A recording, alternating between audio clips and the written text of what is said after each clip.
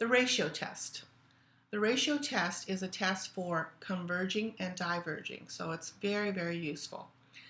What we do is we're going to be comparing the term with its previous term. And if the ratio is less than 1, we say it converges. If it's greater than 1, it diverges. If it's equal to 1, we've got to look for another test. Okay, here is the proof. Let's go ahead and go through the proof. So we are going to assume the limit is less than 1. If the limit is less than 1, there must be some number, we're going to call it r, between L and R that we can use for all the terms. So we're going to take the a sub n plus 1 term divided by the a sub n, and we know that's going to be less than r, because r is less than 1, but it's greater than L. And when we do that, we can take this and we can move it over to the other side and get this expression. Now we're going to take the next two terms and we're going to compare it, and it's going to be less than r because there's some number between the limit and 1, and it's the same r as a 1 over here. There must be something. We're going to multiply this to the other side, and then we're going to get this expression. But remember, a sub n over here is r times a sub n, so I'm going to substitute, and I can say a sub n plus 1 is actually less than this. I'm going to do it again, move this, multiply it over here, and then I'm going to replace a sub n plus 2 with this, and then I'm going to get r to the third power because there's already an r here. So it looks like I'm getting an expression that deals with r each time.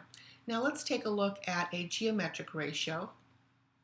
And this geometric ratio is going to converge as long as r is less than 1. Now our series is a sub n first, so that compares to this one.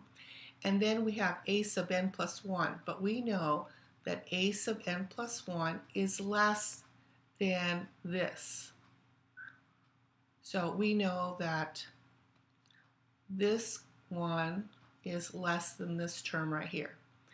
And then we go over to here, a sub n plus 2 is less than this one. So this term is less than this one.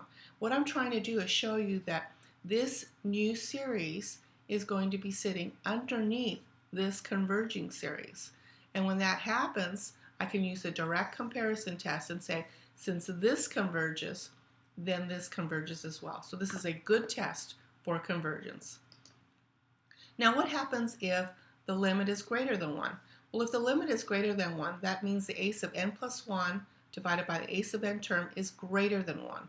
That means the terms are getting larger and larger. And so we can say it diverges by the nth term test. L equal to 1, we're going to have to use some other test. Okay, how do we use the radius of convergence test to help us? So what I'm going to do is I'm going to take the limit as n approaches infinity of the a sub n plus 1 term divided by the a sub n term. So this is going to be the limit as n approaches infinity, and I'm going to write n plus 1 everywhere I see n, x to the n plus 1, all over 10 to the n plus 1, and then I'm going to put my division bar here, which is this one right here, and then I'm going to write the a sub n term, which is n times x to the n all over 10 to the n power. Now, in the future, you're probably going to avoid this step right here, because when we have this fraction over a fraction, most of us just like to rewrite it so that it isn't in that awkward fraction form, and we just multiply by the reciprocal, like this. Now, this is absolute value, so I need to talk about this. The only thing that might change sign is this x right here. So really the absolute value sign only needs to be here with the x's, because the n won't be x, or the 10 to the n won't be x. So then this is going to be equal to the limit as n approaches infinity, and now I'm going to do some reducing. I'm going to say n plus 1 over n, and n plus 1, and so this is going to be the absolute value of x, and this will be a 10 underneath. So when I take the limit, I'll have absolute value of x all over 10, because the limit really only applies to the n.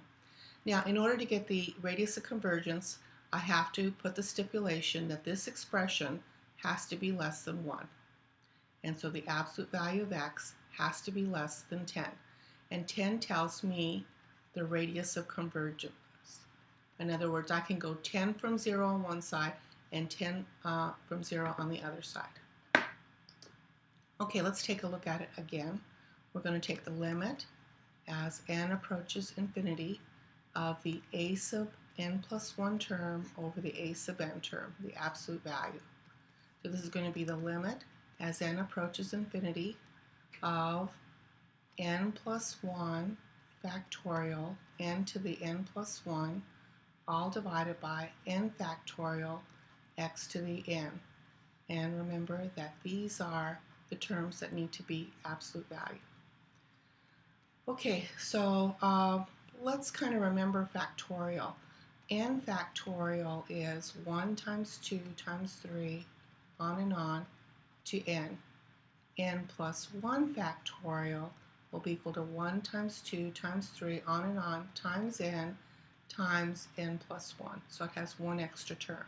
So when I do my reducing, I know that this is going to be n plus 1, and then this is going to be the absolute value of x.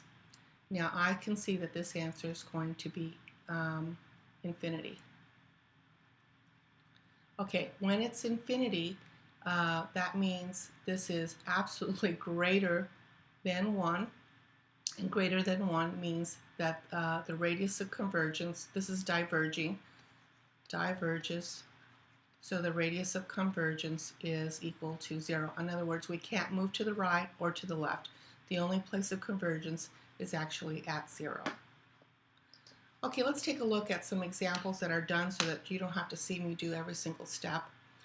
And you can see how we're doing the n plus 1 term and the nth term, and we get to this point right here. When you get to this point, that's when you force this to be less than 1, and forcing it to be less than 1 means the radius of convergence is equal to 1.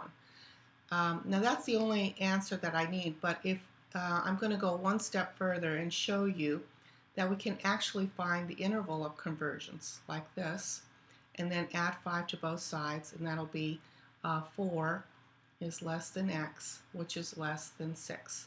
So from the center here, we're going from the number 5, we're going out 1 and going out 1 on the other side. Here's another example where we end up getting our expression. We're going to force this expression to be less than 1. Our radius of convergence is 1. But if you want to see the x values that work, we can go ahead and rewrite it this way. And we're going to have negative 4 less than x, which is less than negative 2. So from negative 3, we can go out 1 to the right and 1 to the left. Here's another example, and I want you to see that this limit is going to be equal to infinity. And when it's equal to infinity, that means that this diverges. So our radius of convergence is equal to 0. So we're only centered at 0, and we don't go out anywhere from there. Here's another example where we're using, actually we can't use this one. This is using another test. Okay, let's keep going. So again, the ratio test, to review, it converges when L is less than 1, the limit is less than 1, and it diverges when L is greater than 1. Endpoint convergence. So far we have a limitation. We don't really know what happens at the endpoints of the interval, and this is going to be answered in a future lesson. Last thing to cover is the summing of a telescoping series. This is a very interesting, we don't see it too often, but it's a very interesting series. So here's the sum, and we're going to use partial fractions to rewrite this. What we want to do is find the first partial sum, so we're going to let n equal to 1 and we get this. The second partial sum means we're going to add this term plus the next term, and so that's going to happen. What's very interesting is these two are going to cancel and we're going to get this partial sum. The next partial sum, we're going to add 3 of these. We're going to allow the first sum, the second expression with n equal to 2, and then n equal to 3. And we're going to find the next partial sum. And telescoping means that these things are collapsing in between. And so each partial sum appears to have this pattern. And so the nth partial sum appears to have this pattern. And when we take the limit, the answer is 1. So this telescoping series happens to converge.